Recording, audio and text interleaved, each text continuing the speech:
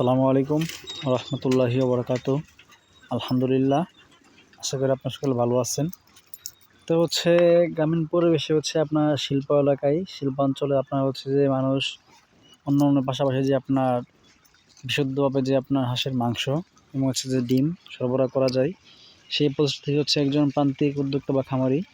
তো ওনারা নির্দিষ্ট পুকুর ছিল, ওই পুকুরে আপনার দেশি যে হাঁস, এখানে আপনার আনুমানিক আপনার 4-5 হাঁস হতে পারে।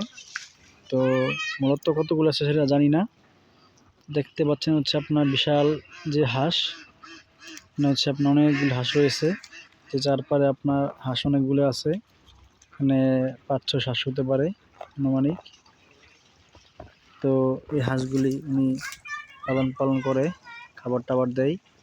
তো এরকম উদ্যোক্তা হয়ে আপনার আমরা অনেক স্বাবলম্বী হতে পারি, চাকরি না পিছে না ঘুরে না দৌড় পেরে। তো সম্পূর্ণ মুক্ত পরিবেশে পুকুরে আপনার উনি শামুক টামুক ঝিনুক দিয়ে রাখছে। পাশাপাশি লেয়ারের যে খাবারটা, ওই খাবারগুলি ইউজ করা হয়। তো সর্বোপরি আপনার ভালো একটা উদ্যোগ, সকলে দোয়া করবেন ওনার জন্য। দেখেন হাঁসগুলি আপনার মুক্ত সুস্থ করতেছে।